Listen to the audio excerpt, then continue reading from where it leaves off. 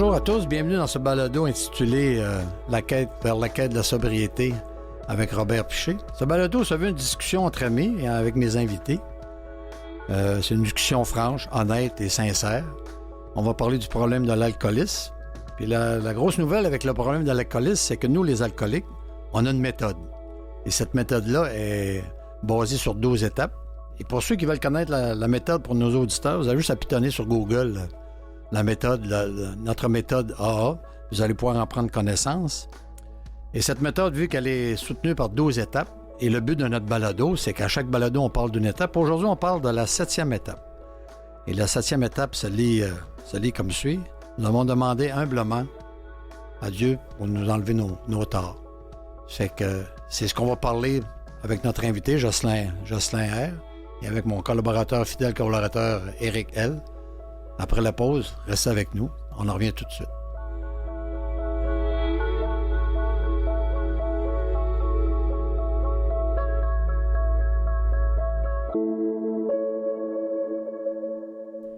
Le textuel de la 7e étape, c'est « Nous lui avons demandé humblement de faire disparaître nos défauts ». Fait que bonjour, Jocelyn. Bonjour. Merci de l'invitation. Merci de m'avoir invité. Ben oui, merci. Bonjour, Éric. Bonjour, Robert. Ça va bien, Éric? Toujours bien. Je vois qu'aujourd'hui... J'ai mis le paquet dans les couleurs. T'es-tu encore dans les couleurs de Dieu aujourd'hui? Toujours dans les couleurs de Dieu. Quand je vais bien, je suis dans les couleurs de Dieu. Toujours dans les couleurs de Dieu. Bon, aujourd'hui, on parle de la 7e étape, bien entendu. Puis, Jocelyn, pour vous dire, c'est... quand on est dans une fraternité anonyme, puis on a la méthode, comme je viens de dire, qui nous aide, supporter des 12 étapes, qui nous garde abstinents 24 heures à la fois. Mais des fois, ça va pas bien pareil dans nos vies. Hein? On vit des stress, puis le stress est toujours là. Puis des fois, on a de la misère à gérer. Puis c'est bon d'appeler un ami qui est dans le milieu avec toi, qui est dans les mêmes fraternités. Puis je dois vous dire que Jocelyn et Éric, mes deux, faites partie de ma garde rapprochée. Fait que quand ça va pas, on s'appelle mutuellement, puis on jase nos problèmes, puis ça nous aide à passer à travers. Parce qu'il y a un dire dans les fraternités anonymes qui disent tout le temps, c'est toujours mieux d'appeler avant qu'après. Fait que c'est ce qu'on fait. Donc, juste pour vous dire à nos auditeurs que vous êtes mes deux, faites partie de ma garde rapprochée. Et toi, Jocelyn, ça fait un petit bout de temps quand même que t'es abstinent. Oui. Conte-nous donc comment ça a commencé un peu ton parcours. Le début, non, pas nécessairement le début, mais oui. Pas obligé de me compter, parce que moi, je le sais. Qu'est-ce qui a fait que tu as décidé un jour? Mais comment ça s'est passé dans ta tête? Je pense que aujourd'hui, je le vois que j'étais à bout. Mais tu sais, déjà, à 22 ans, je savais que j'avais des problèmes d'alcool, là, c'est clair. À 22 ans, quand même. J'étais à l'université, puis j'allais faire du ski, puis j'étais tout le temps moi qui fermais le bar. À un moment donné, je me suis dit que je trouvais que c'était clair pour moi que j'avais identifié ça, que j'avais un problème avec l'alcool. De là à dire que j'étais alcoolique, c'est complètement différent. En tout cas, dans mon cas, c'est différent. On dit souvent au début, c'est vrai que hier, j'ai exagéré un petit peu, je suis magané le matin, mais t'es pas assez pour te dire, je suis un alcoolique. T'sais. Exact. Puis d'autant plus que je me tenais avec du monde qui buvait normalement. Ah ouais. Bar. C'est ça, ouais. Puis tu avais du plaisir à cette époque-là. Oui, absolument. Puis à l'université, mais j'ai vu rapidement que l'alcool était... problématique. Oui, c'est ça. C'est problématique. Puis, à l'époque, je fréquentais une fille qui, un soir, je suis arrivé en retard, puis on devait aller faire du ski avec son frère qui était handicapé. Je me souviendrai toujours de ça.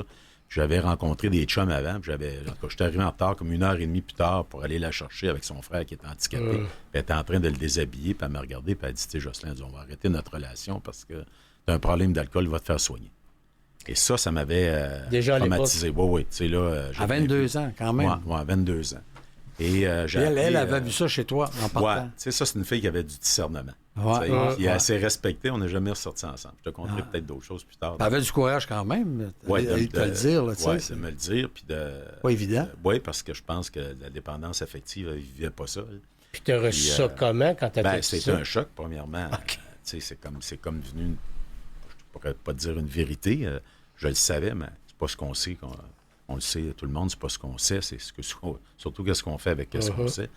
Et c'était un choc. Puis j'avais mon coiffeur qui avait rentré dans les alcooliques anonymes quelques années avant. Puis là, je l'ai appelé, puis j'ai dit, écoute, j'aimerais ça aller faire un meeting. Fait que mon premier meeting, je l'ai fait en 82. Fait que tu as décidé de toi-même d'aller faire un meeting. Oui, absolument. Là, j'ai vu que j'avais réellement... J'ai fait le premier meeting. 22 ans, je suis arrivé dans les salles de meeting. J'avais été à un meeting qui s'appelait, probablement qui était encore, Kidam à l'époque. Ah, ben oui. Genre, c'est ça. Ils ont déménagé, mais il existe encore. C'est ça. Ouais. Puis, il y a quelqu'un qui est venu faire une 12e étape après avec moi, après le meeting. Mais tu sais, c'était toutes des têtes blanches comme moi aujourd'hui. Je veux dire, j'avais pas de... Je les trouvais sympathiques, mais j'ai pas rien compris de ce qu'ils m'ont dit. Non, puis dans ces années-là, un jeune de 22 ans, c'était pas évident. C'était rare, on s'entend. Encore aujourd'hui, on en voit des jeunes, mais c'est pas la majorité. Exact. Ouais. Puis bon, j'ai trouvé ça... mais tu sais, te dire qu'est-ce que j'ai appris, là, j'ai rien appris. J'étais pas là pantoute. Premièrement, j'étais tellement en hyperactivité mentale que tu sais, j'avais pas de présence. J'étais pas présent à moi, j'étais pas présent à rien d'autre. Et j'ai pas accroché. Puis, la même personne, je l'ai rappelé le 4 juin 88, parce que là, j'étais dans un état... Quand même 6 ans plus tard. 6 ans plus tard. La consommation a augmenté, évidemment. À cette époque-là, j'avais une entreprise bien connue du Québec là, que je gérais, puis en tout cas, c'était comme... c'était trop. Là, ça a comme sauté en haut. Puis là, je l'ai appelé, puis là, j'ai été réellement faire un autre meeting. Pas réellement, mais un deuxième meeting où ce que j'ai été m'identifier, j'ai été en avant, puis j'ai pris mon jeton du nouveau, puis je me suis identifié comme... étant un alcoolique. Je veux juste dire, je trouve ça bien parce qu'en 82, tu as fait appel à quelqu'un. Ouais. Puis 6 ans après, tu rappelles la même personne. Sans jugement, pas l'aider. C'est ça qui est bien dans les fraternités, c'est qu'il va toujours avoir quelqu'un, même si tu rechutes, qui va t'accompagner puis qui va t'aider. Ah oui, puis pour l'auditeur qui nous écoute puis qui pense peut-être un peu comme Jocelyn, peu importe l'âge qu'il a, qui pense qu'il y a un problème puis il voudrait faire un meeting, ça prouve que quand tu rentres dans le meeting, tu es bien accepté, tu es bien accueilli. Puis le monde va te donner de l'amour. Puis ils te demanderont pas de rien faire. Tu n'auras pas besoin d'aller parler en avant. C'est gratuit. Tu peux juste asseoir dans le fond, prendre un café. La plupart du temps, il y a du café. Tu as juste à écouter ce qui se passe là. Puis tu essaies de retirer ce que tu as retiré. Absolument. Fait que tu es rentré dans ce meeting-là. Puis t'as-tu parti à ce moment-là? Bon, là, j'ai été chercher mon jeton du nouveau. Puis ça, c'était le vendredi soir. C'était dans le Vieux-Longueuil. Je me souviens plus du nom du meeting, là. Puis par la suite, à l'époque, il n'y avait pas de cellulaire, puis tout ça, en 88, là, on n'était pas là. Ça débuté un peu plus tard. Fait que, à chaque vendredi soir, vers 6 heures, dans l'après-midi, il appelait au bureau, puis c'était ma secrétaire qui répondait, puis il disait, passe-moi Jocelyn, puis je le savais que ça me tentait, puis ça me tentait pas. Puis là, je dans le donner quand même. Ouais, c'est ça. Je n'étais pas capable de dire non à cette époque-là, hein, le non étant la phrase la plus courte. Mais, fait que j'allais faire du meeting, puis je vous trouvais bien sympathique, là, dans les salles de meeting, mais c'était comme... mais c'était une bonne gang. Puis, à un moment donné, ils ont commencé à dire, tu devrais venir étudier le gros livre avec nous autres. Fait qu'il y avait un autre soir, je me souviens plus, durant la semaine, où j'allais, on était une gang de gars ensemble, puis on prenait une partie du gros livre des alcooliques anonymes, qui est extraordinaire, soit dit en passant. Puis on faisait peut-être une dizaine de pages de lecture, puis après ça, les gars partageaient. Là, ça m'a comme emmené à un autre niveau, de compréhension. Encore que c'était vague. J'étais dans la brume, là, c'est pas compliqué. Surtout le gros livre, pour les auditeurs qui ne connaissent pas le gros livre, ça explique de fond en comble, c'est quoi les 12 étapes. Ah oui, absolument. C'est la marche à suivre pour un alcoolique qui veut arrêter de consommer. Absolument. Il faut que tu commences par lire le gros livre, puis ça explique la première étape jusqu'à la 12e étape, très bien expliqué, noir sur blanc. Tu sais, les 186 pages du gros livre, même si on s'en va, c'est la 5e édition bientôt, qui est autorisée par les services régionaux. C'est ça, à New York. Là. Mais les 5, c'est encore pareil. C'est les partages qui ont été modifiés. Alors, j'ai eu l'occasion d'avoir la première édition du gros livre là, que je suis en train de relire. Là, puis oui, il y a mais essentiellement, c'est toujours la même chose. Ça l'explique vraiment c'est quoi un alcoolique. Ça l'explique notre maladie, les 186 premières pages. Puis moi, quand j'ai commencé à faire du meeting, il faut que tu lises le gros livre. Là, je regardais ça où il y avait la littérature, puis c'était comme deux pouces d'épaisse, comme une grosse Bible. Moi, dans mon domaine professionnel, je lisais 2 pages, je tombais endormi. Je ne suis jamais capable de lire ce gros livre-là. Mais j'ai compris que c'est les 186 premières pages qui expliquent vraiment les 12 étapes, la marche à suivre de A à Z, écrit très bien expliqué. Puis le reste des pages, comme tu dis, c'est des partages du monde qui donnent leur opinion, puis ils disent comment eux ont cheminé dans le monde de vie des Il faut dire qu'il est écrit depuis 1939. Oui, exact. 1939, 40 millions de copies. C'est ça. Dans 71 langues, puis 140 pays. C'est extraordinaire. Fêté 80 ans, il y a quelques années. J'ai lu le rapport. C'est 89e, là. Tu parles du gros livre? Oui, du gros livre. Du gros livre des alcooliques anonymes, qui a été écrit par les 100 premières membres des alcooliques. C'est ça, les 100 premières personnes. Des personnes, autant hommes et femmes. Hein. C'est pas, des fois, on pense que c'est juste des hommes. Il y a des femmes qui ont participé à ça. Fait que donc, c'est comme ça que ça a commencé. Puis, un meeting par semaine, comme je dis toujours, manque-les pas. Ah ouais. C'est bien dit. Donne-toi pas d'excuses pour le manquer. Essaie de pas le manquer, puis à un moment donné, mais il y en a manqué. Puis à un moment donné, l'aspect spirituel du programme m'agaçait. Dieu, là, c'était une notion qui était relativement reliée à la religion catholique, en ce qui me concerne. Bon, dans les années 80, c'était plus... C'était moins, il parlait moins de spiritualité dans ce temps-là. C'est ça, exact. Puis bon. Puis à un moment donné, j'ai quitté la fraternité pour aller consulter des psychologues puis psychiatres là, pour mieux me comprendre, parce que moi, je suis un cartésien en base, 2 plus 2. L'aide extérieure. Faut qu'il soit 4. Faut que ça fasse 4, je veux dire, excuse-moi. Et de l'aide extérieure, mais en abandonnant Alcooliques Anonymes. Je trouvais ça un peu, excuse l'expression, mais cucu, là, avec les pensées magiques, ces tableaux, puis... la prière de la sérénité, que ça m'a pris des années avant de comprendre. Là, mon Dieu de en lâchant, tu as lâché les 12 étapes. Oui, en fait, j'avais jamais fait. Okay. En fait, ce que j'avais fait, c'était la première partie de la première étape, qui était que... mais je disais que j'étais alcoolique. D'ailleurs, dans ce sens, que la première étape, c'est pas ça que ça dit. Ça dit que j'avais perdu la maîtrise de ma vie. C'est bien différent, puis que... c'est ça. Là, ça ne dit pas que tu es alcoolique, la première étape. Ça dit que tu es impuissant face à l'alcool. C'est ça. Et ça, je ne l'avais pas admis encore. C'est cette admission-là, plus tard, qui a fait en sorte qu'aujourd'hui, là, ça fait 30 ans, c'est différent. Mais ça a pris encore quelques années. Mais je suis content de t'amener ce point-là, parce que bien souvent, quand on commence à faire du meeting, puis on a de la misère un peu avec la première étape, c'est primordial d'admettre qu'on a un problème avec notre substance. En partant, si tu admets ça avec une rigoureuse honnêteté, que tu y crois vraiment, que tu admets que tu as un problème avec ta substance, bien, ça commence, hein? C'est là que les étapes commencent, c'est là que ton honnêteté embarque, puis tu dis, bien, c'est vrai, parce qu'avant, tu rentres là, 5 pieds en arrière, tu es dans le déni, mais allez voir ce qu'ils ont, puis là, tu te mets toujours une petite porte ouverte pour dire, bien, peut-être, moi, être capable d'en consommer pareil après. Mais moi, j'ai connu en 88, j'avais 16 ans, les fraternités, puis j'ai fait 12 rechutes, parce que ma deuxième partie, la première étape, n'était pas faite. Moi, c'était en 2021 que j'ai admis que j'étais impuissant, vraiment, ça c'était fait, mais que j'avais perdu la maîtrise de ma vie. Ça m'a pris une trentaine d'années à comprendre. Je pensais que j'avais encore le contrôle quand je retournais. C'est dur de dire que tu as perdu le contrôle dans ta vie quand ça va bien dans ta vie. Non, mais moi, ça allait mal. Non, mais au point de vue monétaire. Oui, mais moi, ça allait mal. On essaie toujours de mettre ça, que ça va bien dans ma vie, parce que j'ai réussi à payer mes factures. Je paye l'hypothèque, j'ai une maison, une voiture. Tu sais, j'ai encore mon travail. Je commence ça, j'ai pas perdu le contrôle de ma vie, mais faut que tu commences à penser que c'est l'alcool qui règne ta vie, puis c'est l'alcool qui te dicte comment faire dans tes journées. Oui, mais juste pour te dire, moi, j'ai rentré en psychiatrie dans ces années-là, j'ai fait de la prison. Je suis allé dans la rue. Moi, je ne l'avais pas sur le monétaire, puis j'avais pas compris. J'avais pas admis encore, j'avais perdu la maîtrise de ma vie, même si j'étais dans la rue. C'est ça, hein? C'est-à-dire... J'étais pas alcoolique. Tu sais, c'est la seule maladie qui fait penser que t'es pas malade. C'est en plein ça. C'est puissant déroutant. C'est ça. Et sournois. Sournois, Exact. Et dis-moi donc un peu, après ça, rapidement, après ça, à ce régime-là, un meeting par semaine. Tu t'es éloigné une couple. Je me suis éloigné, évidemment. Puis, à un moment donné, j'ai eu une rechute. Parce qu'un soir, je prenais de la 0.5. Ça, c'était mon erreur. De faire, j'aurais eu une rechute quand même, pas à faute de la 0.5 en passant, c'est la faute de Jocelyn. Mais ceci étant dit, quand t'en prends 10,5 d'une veillée, ça fait 5. Ça fait 5 d'alcool. Ça fait pas 0. Après combien d'années? Après 4 ans. 4 ans. Puis là, évidemment... En plus, c'est le geste, hein? Oui.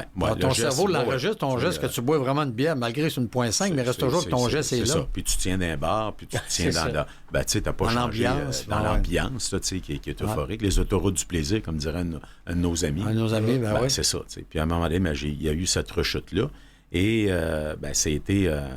Puis là, j'ai commencé à consulter encore des psychologues pour essayer de mieux comprendre, puis etc. Je me faisais suivre et tout ça. Puis quand tu as rejeté, rejeté pour longtemps ou tu as rejeté une soirée? Ça a duré... Non, ça a duré in and out, parce que là, j'ai recommencé à faire du meeting au travers de ça. Parce que je me disais... Tu sais, puis bon, ça a duré peut-être, je te dirais, 1 an, là, in and out. T'sais.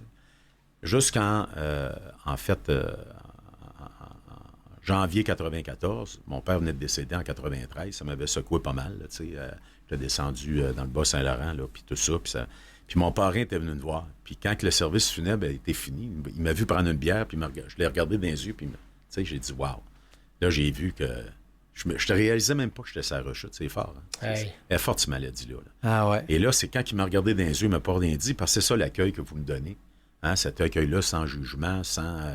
on se reconnaît entre nous autres, là, les personnes intenses, c'est ça que j'appelle. Là, les tannants. Les tannants, les intenses. Il y a une intensité qui nous habite au départ. Là. Moi, j'ai été alcoolique avant de prendre mon premier verre. J'en suis convaincu aujourd'hui encore. Problème d'anxiété, j'étais petit gars. À cette époque-là, là, c'était pas... j'ai 63 ans aujourd'hui, là, dans les années 70. Là, y a pas, même si mon oncle était médecin, il n'y a pas eu de... on n'est peut-être pas aussi évident qu'aujourd'hui. Et c'est ça. Et moi, le 3 février 1994, je voulais m'enlever la vie. Je voyais pas d'autre solution. Toi, t'es rendu une trentaine d'années, là? J'avais j'étais 32 ans. Et 33 ans, excuse-moi. Et je voyais plus d'autres solutions. Puis la solution que j'avais trouvée, c'était de monoxyde de carbone dans mon auto. Puis, je vais te dire qu'est-ce qui est arrivé. Moi, je suis parti, je m'en allais dans mon garage, puis un membre qui est arrivé. J'avais comme client. Puis il m'a dit comment ça va. Puis savez-vous ce que je veux briser aujourd'hui, c'est l'anonymat de ma souffrance. C'est ça qui est important. J'y ai dit que ça allait pas. Je me suis mis à pleurer, puis il m'a emmené en thérapie à la maison du Père Paul Aquin à Montréal. C'était le miracle de la vie. Parce que moi, si lui n'était pas intervenu, je m'en allais dans mon auto, je partais, puis c'était fini. Je trouvais que ça faisait un bel job. T'sais. Tu mettrais tout ça comme une expérience spirituelle que lui c'est sûrement pas un... Oui, jusqu'à un certain point, tu as raison. Oui, c'est les coïncidences on dit c'est des coïncidences, on dit que c'est ça, le hasard, mais... Il y a quelque chose. Il y a une manifestation là. Et surtout le fait de me dévoiler, parce que là, j'étais... Au point que j'en étais, j'avais plus rien à perdre. Puis... en descendant, je me souviens, on montait plutôt dans le nord, excuse-moi, puis j'ai pleuré tout le long. Puis, Parce qu'on dit souvent, un alcoolique, comment ça va? On est toujours porté à dire ça va bien. Ben, tu sais, généralement, pas juste les alcooliques. Pas juste les alcooliques. Tout le monde va bien, tu sais. Puis là, tu t'apprends que le gars, le soir, ou la femme, le soir, a fait un acte. Tu te dis, ben voyons, il était correct sur l'heure du midi. Ben non, ça a changé. Ça change quelqu'un qui est dans cet état-là. J'aime bien ce que tu dis. Moi, j'en ai fait de tentatives de suicide là, tout le long de ma vie. Puis, quand il arrive un événement comme ça, on veut pas mourir nécessairement. On veut enlever notre souffrance. Absolument. Parce que quand il est arrivé, cette personne-là, si tu avais vraiment voulu mourir, tu l'aurais fait. Tu l'aurais recommencé. Non, tu t'es dévoilé. Tu sais, c'est la souffrance je vais parler pour moi. Moi, ça a toujours été la souffrance que je voulais faire. Je voulais pas mourir, mais je voulais enlever la souffrance que j'avais. La souffrance, on pourrait dire, c'est la fameuse boule dans l'estomac. Carrément. Que tu n'es pas capable d'enlever. C'est ça. Puis en mourant, mais regarde, on n'aurait plus de boule. Mais là, quand il arrive des situations comme la tienne, c'est une belle histoire. Là.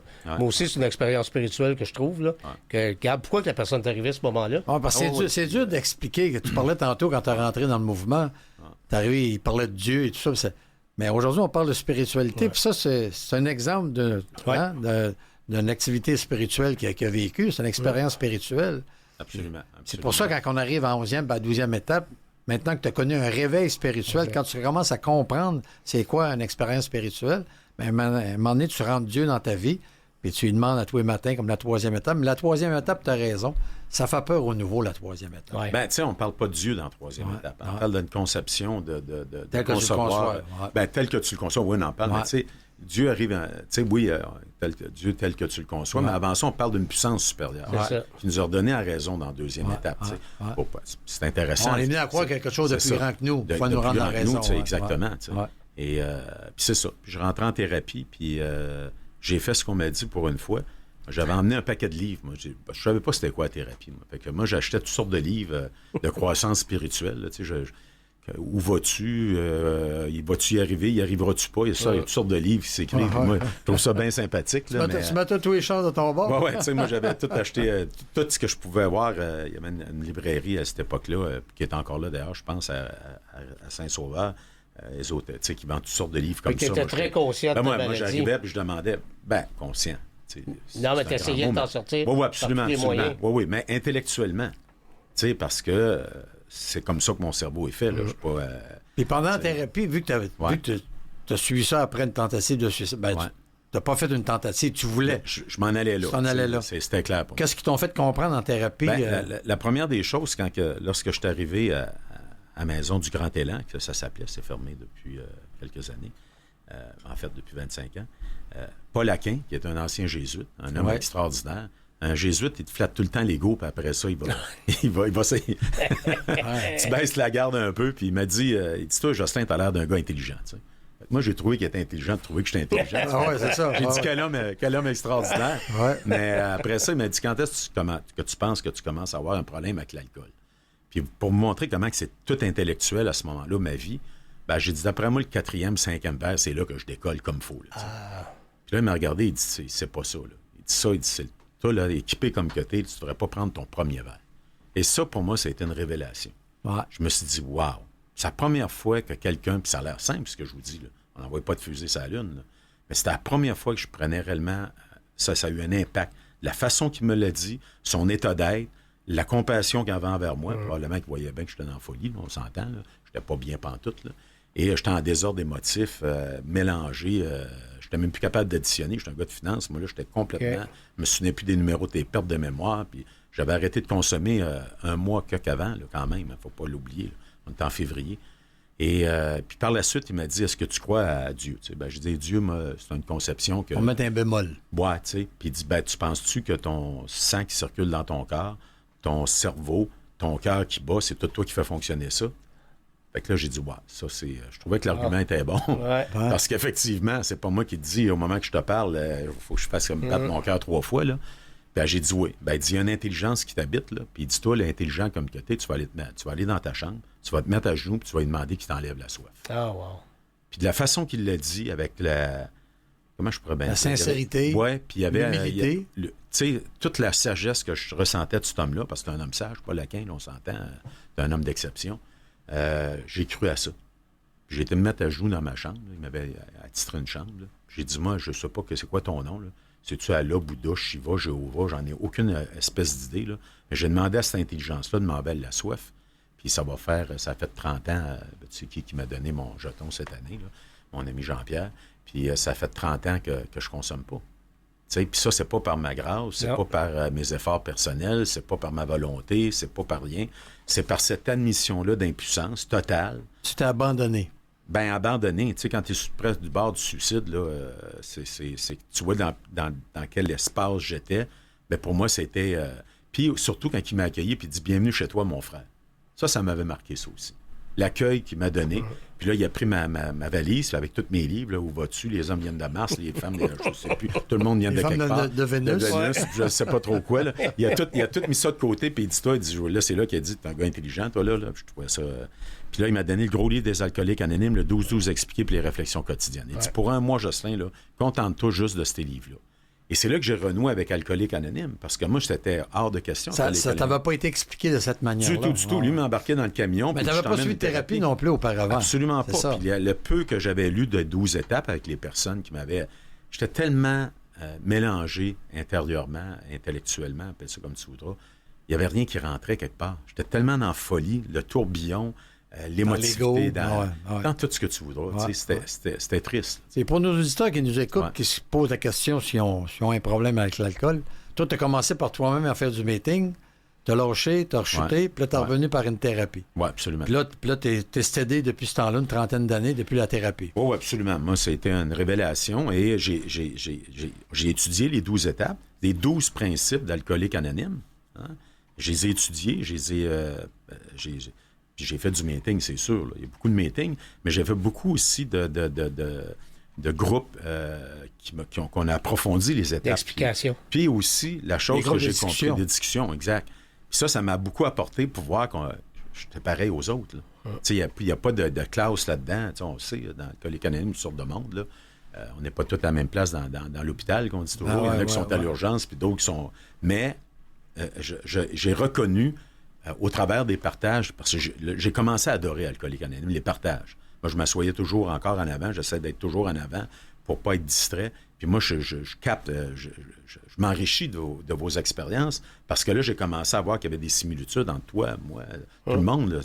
Une affaire, peut-être pas tous pareils, mais dans une intensité qui est pas mal intense, là, avec des parcours atypiques, avec des expériences. Moi, j'ai adoré faire ça. Et aussi l'implication, que ce soit, comme tu parlais tantôt, l'écoute téléphonique à Montréal, de embarquer dans la conscience, de m'impliquer dans Alcoolique Anonyme, RSG, RADT, tout ça. J'ai pris un malin plaisir. Même si c'est juste faire le café ou faire le ménage de la salle. Ben oui, ça a commencé comme ça. Il ne faut pas oublier ça. Ça commence vers le café. Mais tu dirais-tu qu'une thérapie, on pourrait conseiller aux auditeurs qu'une thérapie, toi, tu en as fait 13? 13, les 12 premières n'étaient pas de toi-même. Non. Lui, il en a fait une, puis c'est toi qui avais décidé de faire une thérapie. C'était la bonne. Fait que penses-tu qu'une thérapie, ce serait essentiel pour ceux qui nous écoutent, que si jamais... Écoute... Moi, je pense que ça te donne une bonne base en partant. Je pense qu'une thérapie qui est basée sur les programmes de Minnesota, ça veut dire les programmes des 12 étapes, des 12 principes d'Alcooliques Anonymes. Ouais.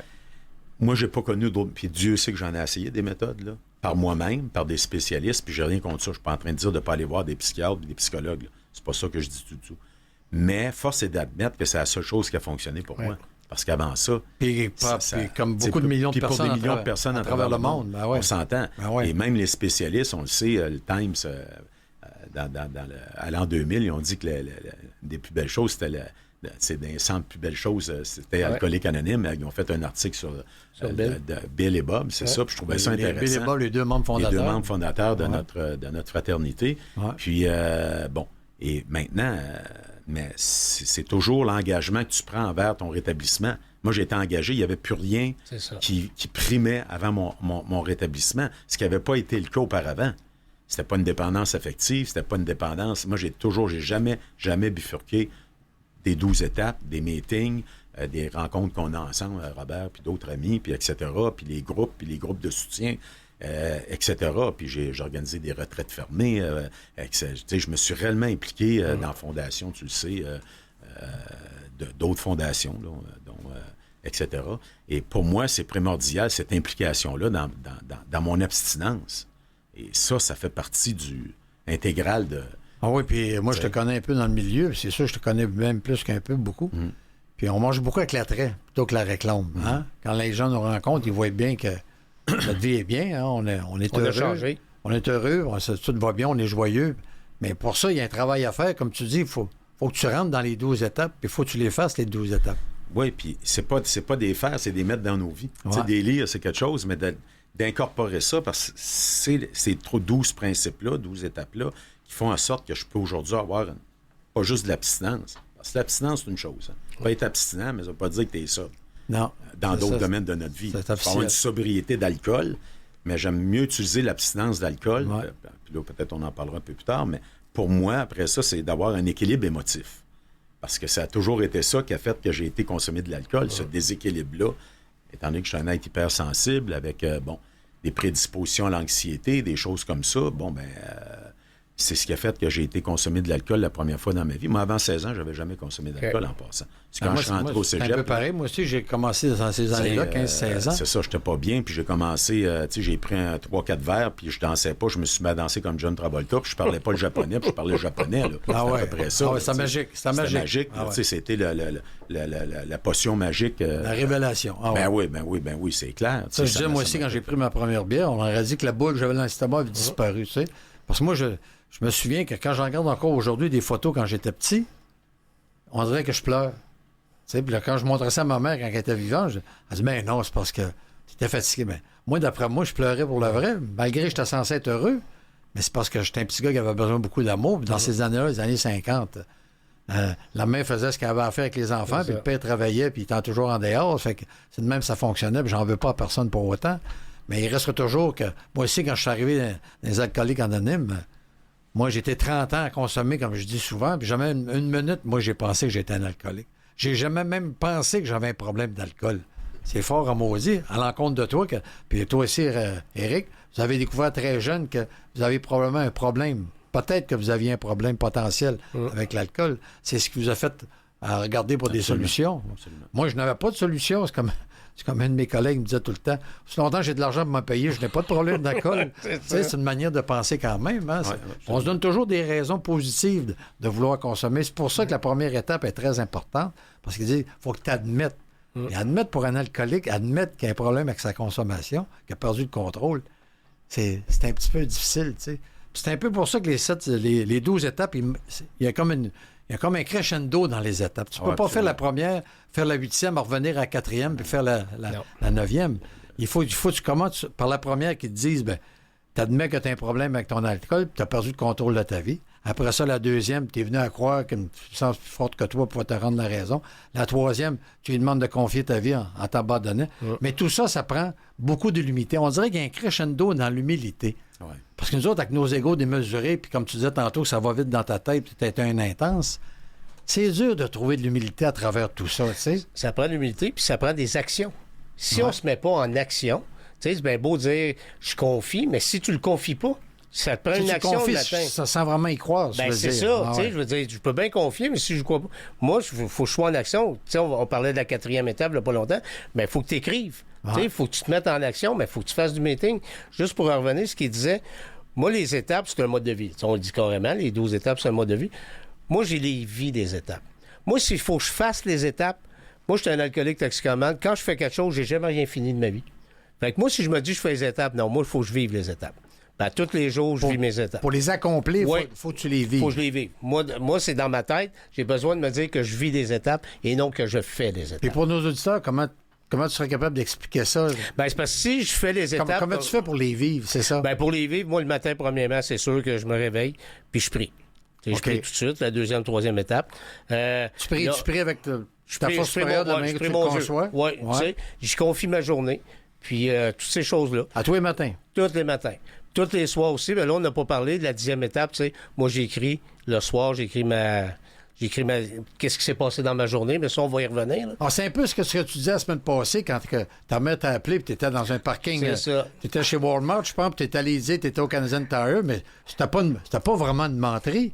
Mais tu es tellement honnête avec toi-même, tu as pris à peine de rappeler ta mère et tu as dit que tu t'étais trompé, que finalement. Je vais expliquer un peu plus là-dessus. C'est que moi, j'ai toujours été. Qu'est-ce que tu disais tantôt, Jocelyn? Moi, là, j'ai eu des défauts de caractère bien avant de consommer. Moi, j'étais menteur, manipulateur. J'avais 6-7 ans, j'avais pas consommé. Puis, je savais comment manipuler et mentir. Puis moi, j'ai menti toute ma vie de ma consommation. Tout le monde le savait, mais moi, je pensais que personne ne le savait, mais j'avais besoin de plein de mentir. C'est une autre caractéristique. On pense tout le temps que personne ne nous voit sa brosse, mais tout le monde s'en aperçoit. C'est ça. Fait que moi, en revenant dans le mouvement, tu sais, il y a la rigoureuse honnêteté. Puis moi, ça va jusque-là. Tu sais, j'ai expliqué la semaine passée, c'est que l'année passée, je me souviens pas quand, je suis dans le cours parce que mes parents, je les ai beaucoup menti pour ma consommation. Fait que puis c'est un réflexe pour moi de mentir. Tu sais, quelqu'un va me dire, ça va arriver tout de suite.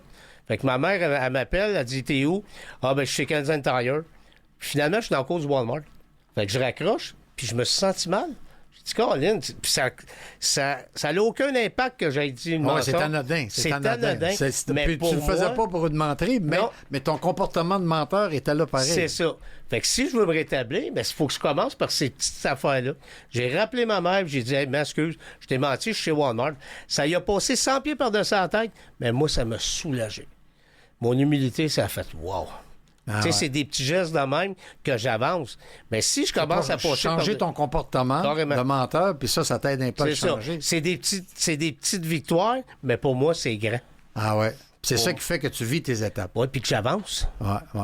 Puis là, pour regarder le crescendo des étapes, on était rendu à la 4e. Comme tu disais tantôt, il faut t'écrire tes défauts, puis tu essaies de les expliquer. La 5e, il faut que tu le dises à toi-même, à Dieu et à un autre être humain, quand la notion de tes torts. La 6e, il faut que tu sois tout à fait prêt. Ça, c'est le tout à fait prêt, il est très important. Ça veut dire que dans ta tête, tu es assez humble, tu es rendu assez humble pour dire oui, je suis tout à fait prêt que tu élimines mes défauts. Puis la 7e, c'est là que ça se passe. Tu lui demandes humblement. Humblement, il est très important parce qu'on est rendu humble. Tu même que tu la vois, la 7e étape, toi, Justin, comment tu vois la 7e étape? Bien, la 7e étape, c'est un peu la 3e étape. On demande à Dieu de nous aider. Comment il dit ça déjà, le début de la 3e étape? Là. On confie notre volonté et notre vie. On confie notre volonté. Vie et la volonté. C'est ça. On décide de confier notre vie et notre volonté et notre vie aux soins de Dieu tel que l'on le conçoit. Ouais. La 7e étape est plus spécifique. Là, tu confies, tu arrives dans le mouvement. La 3e étape, tu n'as pas fait encore ta 4e étape. Tu n'as pas été voir c'était qui le personnage. Tu n'as pas parlé avec quelqu'un d'autre dans une 5e étape. Fait que si tu regardes la 3e, c'est bien. Comme tu disais tantôt, il y a une séquence à tout ça. Fait que là, tu y vas d'une façon générale. Tu dis, moi, Seigneur, là, je vous appelle comme tu voudras, là, comme j'ai dit tantôt. C'est pas important. Mais tu demandes à ta puissance supérieure, tu dis, moi, je vais te confier ma vie, là, ma volonté, parce que j'ai une volonté, on le sait, là, un alcoolique qui consomme. Déchaîné, même quand il ne consomme pas après être déchaîné. Et après ça, ma vie, aux soins de Dieu. Fait que là, c'est d'ordre général. Mais là, quand tu commences à l'abstinence, ben là, moi, dans mon cas, je parle toujours en jeu, j'ai découvert d'autres que j'étais défectueux ailleurs. Pas juste avec l'alcool. Et c'est là que j'ai vu que, j'avais une dépendance affective, j'avais une dépendance sexuelle, j'avais une dépendance aux achats compulsifs, workaholic, T'en veux-tu, là? Mais ça, moi, je ne sais pas encore, là, parce que c'est en faisant ta 4e que tu as découvert même encore, là, on s'entend, là, c'était vague, là. À un moment donné, c'est sûr que quand tu regardes la dépendance aux êtres humains, dans ma 4e, j'ai dit, c'est... Fait que c'est dans plusieurs domaines de ta vie. Ben oui. Là, dans tous les domaines, pratiquement. À peu près dans tout, là, ce qui peut exister, là, tout ce qui peut... parce qu'un amène l'autre. Ben oui, tu sais, les autoroutes du plaisir. Là, souvent, un alcoolique là, qui arrête de boire, c'est pas juste qu'il y avait juste un problème d'alcool. C'est ça. Il y a d'autres problèmes de dépendance, là, mais moi, ça a été un process, là. Ça n'a pas... j'ai pas après ma 4e étape que j'ai tout identifié ça. Okay. La première fois que j'ai entendu parler, c'était un de nos chums qui est décédé aujourd'hui, qui parlait, Daniel, qui parlait de la dépendance affective. Là, moi, j'ai dit, c'est quoi qu'il dit là, ce gars-là? Ferme ta gueule.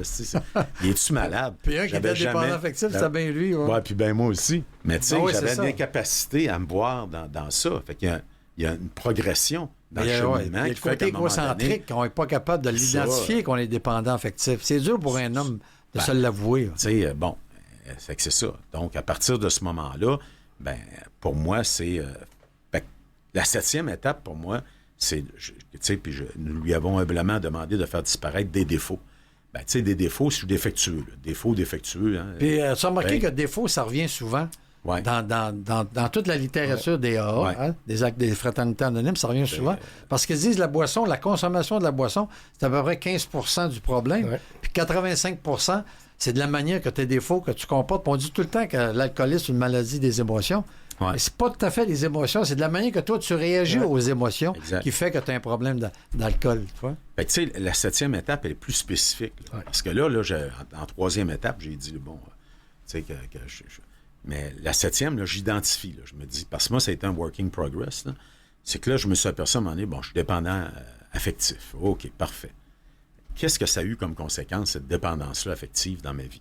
Que tu te l'avoues, tu veux dire? Ben oui, puis quoi les conséquences? Tu sais, je veux dire, de dire que t'es quelque chose, oui, mais c'est quoi les conséquences? Ben, j'en ai discuté avec quelqu'un, puis j'ai été faire une introspection de ma vie. Hein, puis je me suis dit, ben, dépendance affective, ben, je me suis manqué de respect, à moi en premier. Hein, j'ai accepté des choses que j'aurais jamais acceptées qu'est-ce que c'est ça? Aujourd'hui, je n'accepterais pas du tout. Parce qu'aujourd'hui, tu es abstinent, c'est ça? Non, mais je ne suis pas abstinent. C'est parce que j'ai découvert comment que ça me nuisait, la dépendance affective dans ma vie. Okay. Abstinent, je n'ai même pas de mérite. Là. C'est Dieu qui m'a enlevé ça. Ma puissance supérieure. La dépendance affective, là, ta minute, là, c'est comme... non, mais tu dis que tu t'es manqué de respect. Oui, mais en rapport avec la dépendance affective. En rapport avec la dépendance affective. C'est que tu faisais des choses... Ben, j'acceptais des choses que j'aurais pas d'accepter. Ouais. Ça peut être une dépendance affective envers nos enfants. C'est ça, c'est inconscient aussi.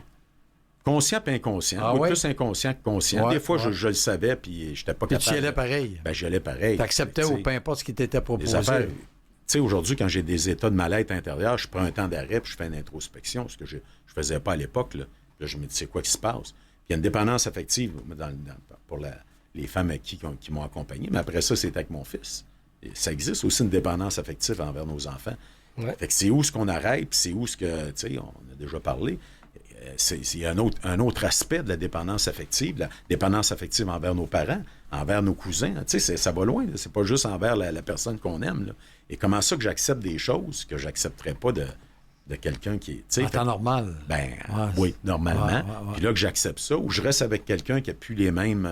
puis j'accepte ça, ou des choses, en tout cas. Vous savez ce que je veux dire. Les mêmes valeurs que toi, puis ça fait ton affaire. Ouais. Fait que là, à un moment donné, ben, c'est tellement rendu que je deviens impuissant face à ça. Je reprends ma première étape, puis je me dis, ben, j'ai admis que j'étais impuissant devant les êtres humains.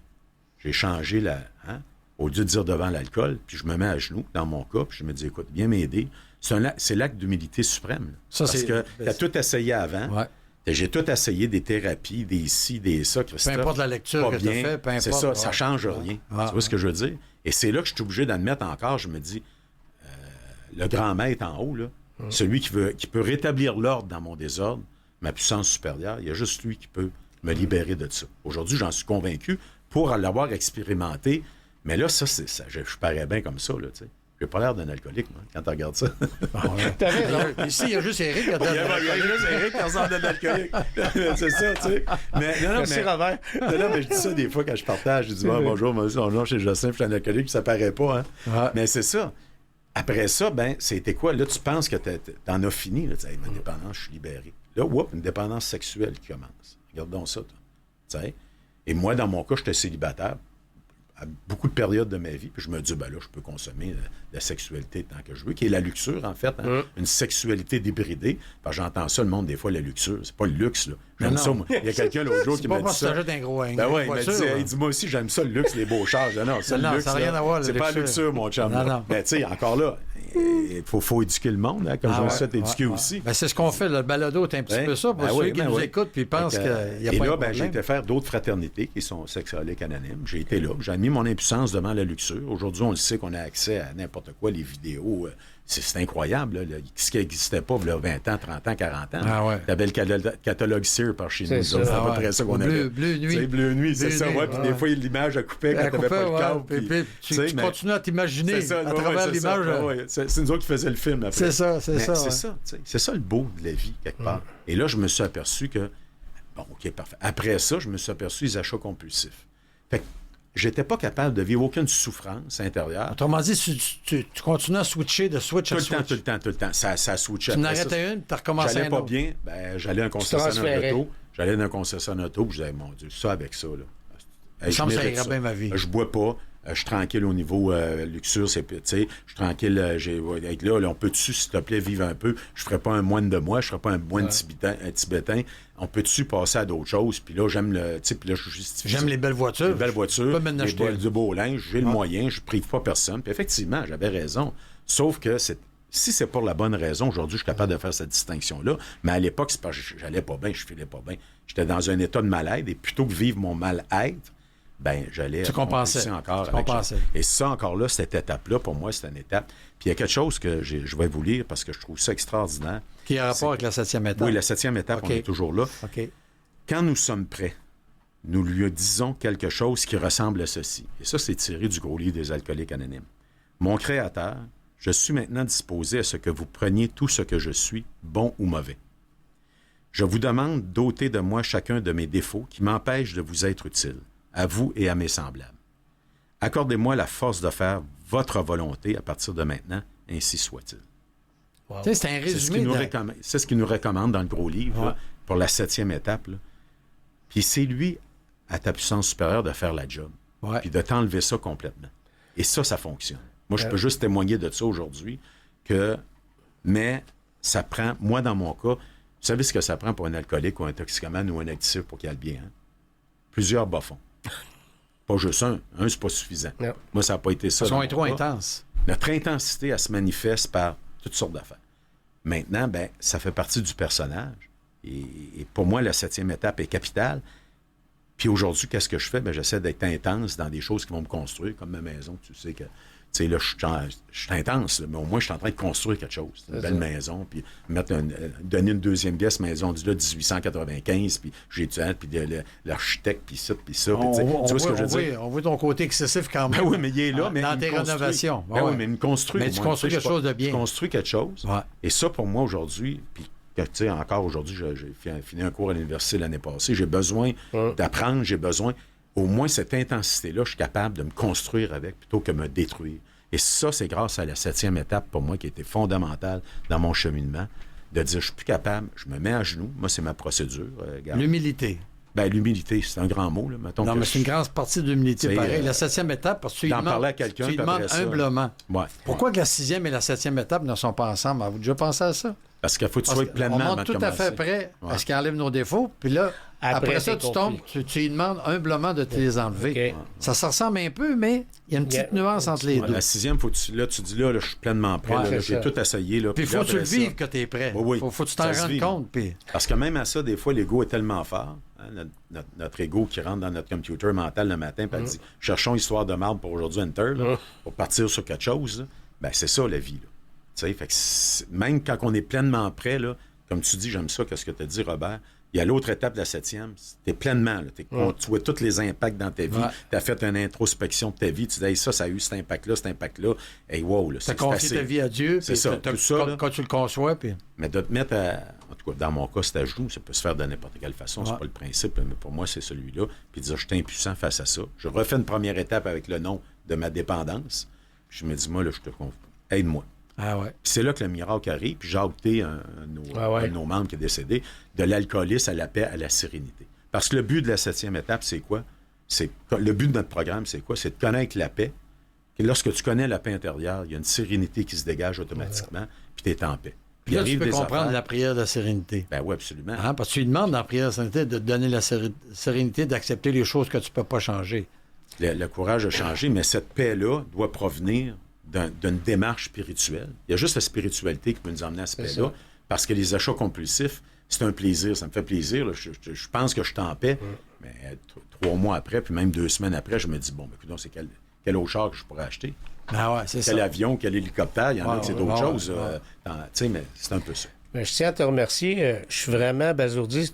Ton témoignage, là, j'ai une pierre qui vient de me rentrer dans la face. Ah oui? Ouais, dépendance affective. J'ai été dépendant sexuel toute ma vie, là. Mais je me bats contre ça parce que je dis non. C'est une honte pour moi que je sois. Moi, ça touche mon humilité, mon égo, là. J'ai toujours dit non, pas dépendant affectif, moi. Puis, hey, je t'écoute, là. Puis ça vient de me rentrer. Tu viens de te rendre compte que tu t'étais dépendant affectif. Tu sais, puis je m'amuse souvent à dire, ouais, mais il y a différents degrés, me mettre au plus bas. Mais je t'écoute depuis tantôt, puis je suis là, je dis, hey, tabarouette, c'est moi. C'est moi. Puis quand tu as dit, regarde, je prends la première étape pour. Ah, tabarnouche, je pourrais, tu sais, admettre que je suis dépendant affectif, mais c'est tellement une honte pour moi d'avouer ça, que je suis un dépendant affectif, puis ça fait longtemps que je l'entends, puis ça me passe au haut d'une oreille. Tu dirais-tu que tu appelais ça plus une dépendance sexuelle qu'une dépendance affective? Dépendance affective te fait un peu peur. Puis tu as parlé, moi, mes parents, on vit ensemble, puis mes parents vivent avec moi. Puis, tu sais, tu as dit dépendant des parents. Moi, j'ai 2 petites filles. Ouais, hey, tu m'as allumé. Oh, tabarnouche, je suis vraiment. Je suis secoué. Je suis vraiment secoué. Inconsciemment, tu serais dépendant de tes parents.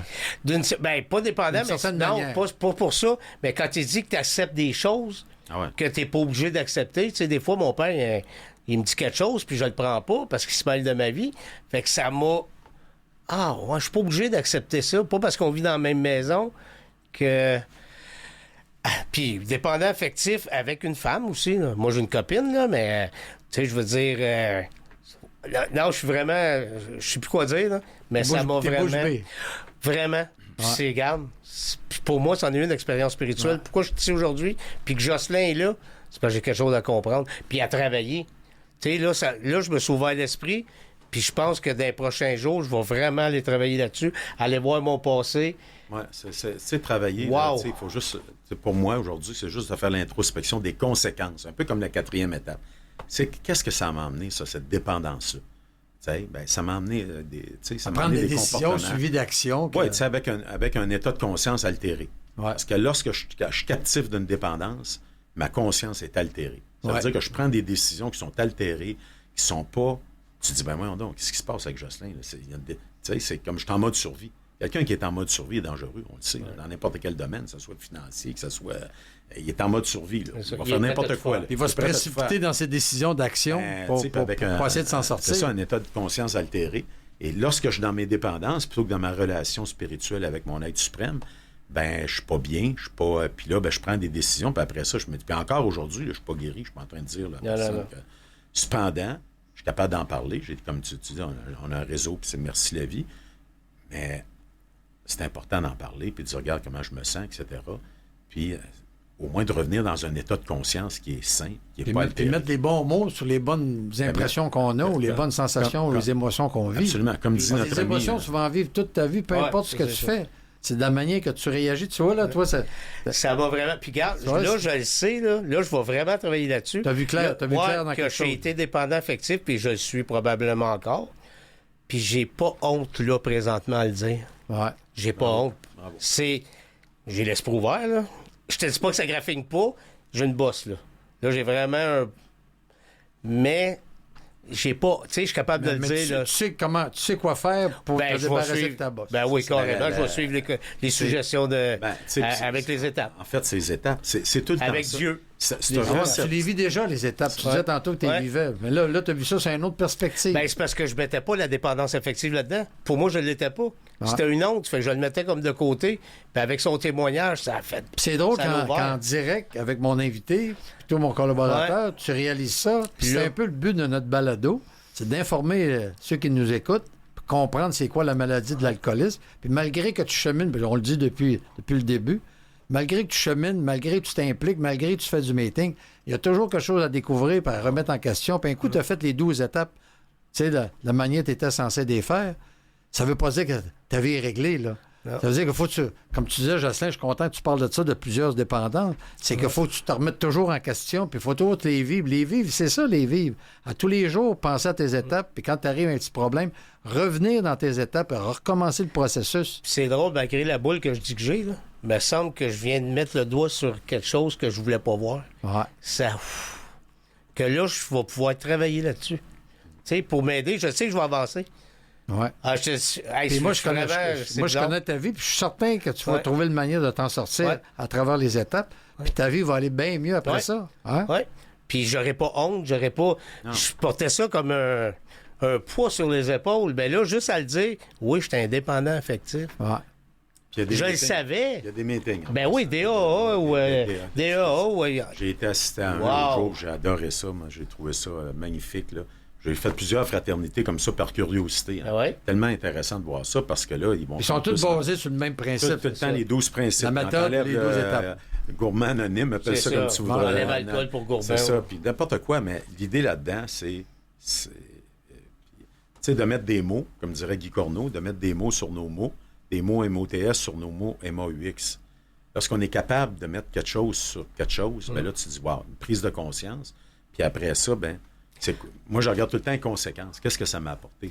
J'ai une autre question pour toi. Ouais. Je pourrais te faire une 4 et 5 sur la dépendance affective? Ben, écoute, l'introspection, je pense qu'elle doit se faire par un processus de 4 et 5. Okay. Parce que, probablement qu'elle s'est... Parce que moi, c'est date de loi. Tu sais, j'aime pas dire qu'on faut reprendre la 4e, c'est correct, mais quelque part, juste sur cette partie-là, je pense que ça pourrait être intéressant. Moi, c'est ce que j'ai fait.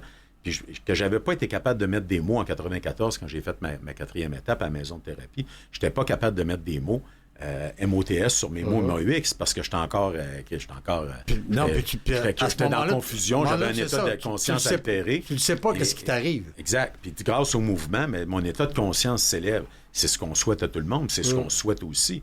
Puis c'est un cheminement dans 20 ans. J'ose espérer que je vais avoir encore évolué en termes de conscience. Mais avec la conscience que j'ai aujourd'hui, je me dis, bon, mais de découvrir tout ça, à un moment donné, je me suis dit, mais quoi d'autre? Mais encore. Dépendant affectif, mais encore, sexuel, tu sais, Internet puis tout ça, là, c'est pas juste pour regarder les cotes à la bourse. Faut faire attention à ça, là, c'est pas long aujourd'hui. On le sait qu'il y a des jeunes pas juste des jeunes, des moins jeunes. Il y en a qui vivent... Il y en a qui vivent leur vie sexuelle au travers d'Internet. Là, que ça brime des relations de couple, ça brime... il s'en vend des milliards, mais personne ne le fait. C'est comme c'est bizarre, quand même. Hein. Ouais. C'est quand même exceptionnel. On ne sait pas d'où sortent des milliardaires. Peut-être c'est des milliardaires, peut-être c'est 4 milliardaires qui utilisent ça.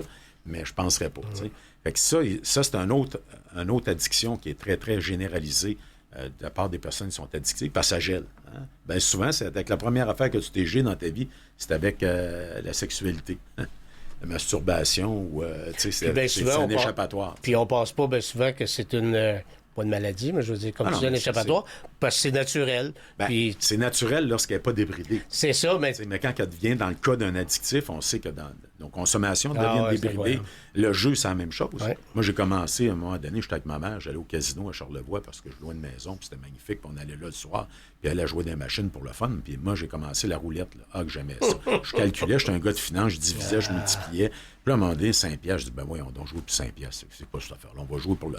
On va jouer pour jouer. On va jouer. Côté excessif. Ben oui, puis encore là, c'est devenu. Puis à un moment donné, je me suis aperçu, j'étais au lac Lemay avec Sylvain, nos amis. J'ai dit, ben voyons donc, j'ai une folie incroyable. Wow. Puis moi, j'ai dit non. J'ai demandé à Dieu. J'ai dit, moi, tu vas me sortir de là. Puis sans rentrer dans les détails. Puis j'ai jamais rejoué de ma vie. C'était un miracle incroyable.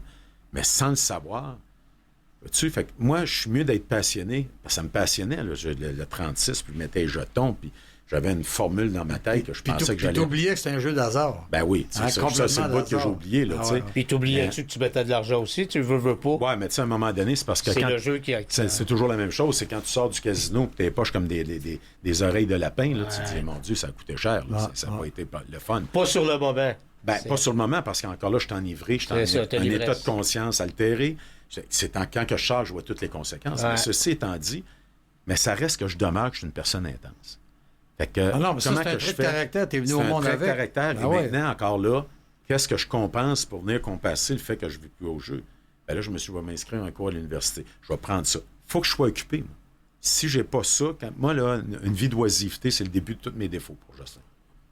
Ben, c'est la mère de tous les vices. Hein? Pour moi, là, je le sais aujourd'hui que c'est la mère de tous les vices. Si je tombe à rien faire, moi, je suis dangereux. Je suis dangereux. Fait que, j'aime mieux étudier, aller m'entraîner. J'ai des chums qui s'entraînent. Bon, OK, ils vont s'entraîner. Il faut que ça bouge.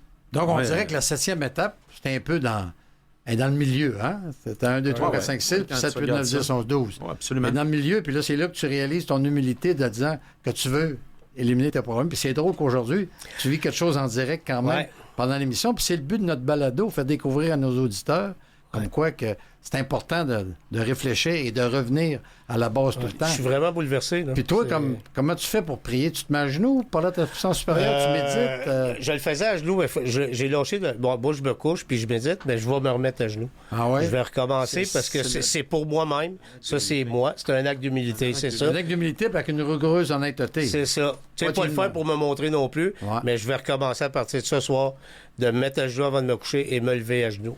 Ouais. C'est pour moi-même que je le fais. Ça prie-tu mieux, pas mieux? J'ai aucune idée, mais c'est de moi mettre. Parce que c'est drôle, on parlait tantôt. Moi, quand j'étais en prison l'année passée, je me suis mis à genoux. Moi, j'ai été 1 an pour consommer, mais pas de fraternité. Puis j'ai eu soif tout le long, pendant 1 an. Puis quand je suis arrivé en prison, la première journée, je me suis mis à genoux jusqu'à enlève-moi à soif. J'ai fait 9 jours.